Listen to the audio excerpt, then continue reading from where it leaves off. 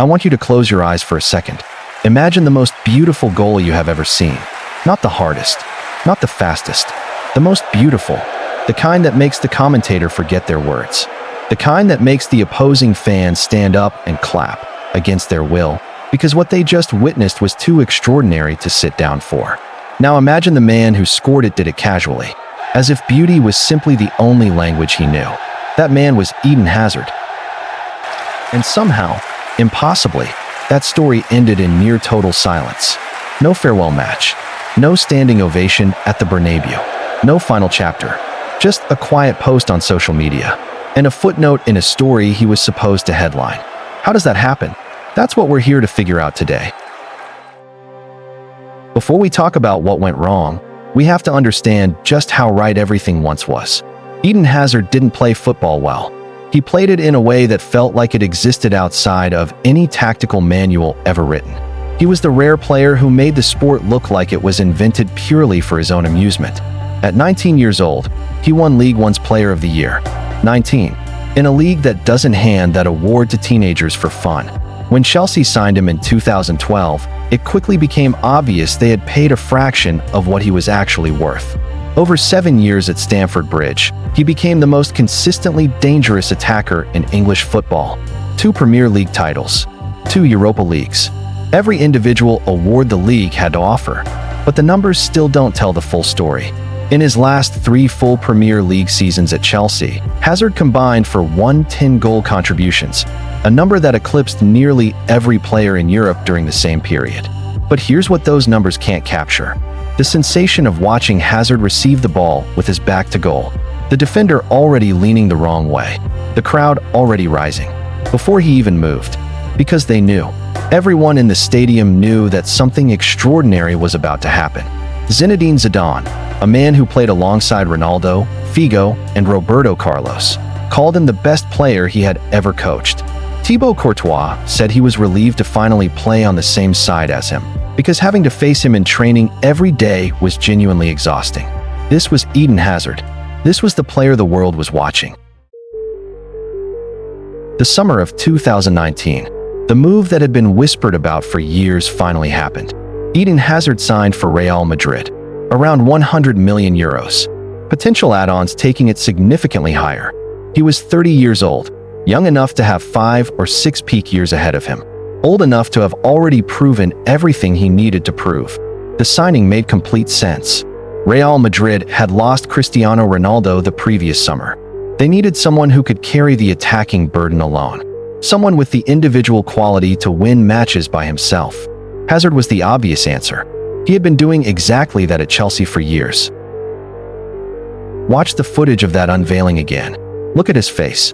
He looks genuinely overwhelmed, genuinely happy. He had worked his entire career for this moment. He was standing in front of 80,000 people who had waited a long time for him. And nobody could have predicted that this was essentially the last time Eden Hazard would be fully himself as a footballer. The injuries started almost immediately. November 2019, 5 months into his first season. Fractured right ankle. He returned, fractured it again, then again. Over 4 seasons at Real Madrid, Hazard suffered 5 major injuries, most of them to the same ankle. 5 to the same ankle. That's not bad luck. That's a nightmare that just keeps restarting. In those 4 seasons, he made only 76 appearances for Real Madrid. Compare that to his Chelsea years, where he was almost always available, almost always dangerous, almost always decisive. But here's the thing about ankle injuries that most people don't fully understand. Hazard's entire game was built on micro-movements, sudden shifts of body weight at full speed, the ability to go from completely stationary to full pace in 2 steps. That sudden, violent burst that gave defenders no time to react. It wasn't strength. It wasn't size. It was precision physics, and the ankle was the engine of all of it. When that engine becomes unreliable, when the ankle that pivots, that pushes, that absorbs impact can't be fully trusted, the rest of the game collapses with it. The touch is still there. The vision is still there. The intelligence is still there. But the danger is gone. And without the danger, a player like Hazard is a beautiful painting in a room with the lights off. By the time his body was healthy enough to train consistently, he was no longer the same player. The explosive edge had dimmed. The rebuilt ankle simply couldn't reproduce the same force. He was still Eden Hazard. He just couldn't play like him anymore. But the physical part was only half the story. Think about what that environment does to a person psychologically. For his entire career, Hazard had been the best player on the pitch. The team was built around him. The tactical system existed to liberate him. At Chelsea, freedom was his default setting. At Real Madrid, he arrived into a squad that was rebuilding its identity. And just as he was trying to find his footing, Karim Benzema had the greatest individual season of his career. Won the Ballon d'Or, carried the team to Champions League glory, became untouchable. Hazard found himself in a strange, liminal space. Too talented to ignore, too injured and inconsistent to be relied upon. He would appear for 20 minutes, show glimpses of what he had once been, and then disappear again for weeks. And here's what is remarkable about all of this. He never became bitter. He never created drama. He never lobbied loudly for a transfer or made anyone's life difficult. Former teammates and staff have consistently described him as one of the most positive presences in the dressing room, even as his career was visibly unraveling around him.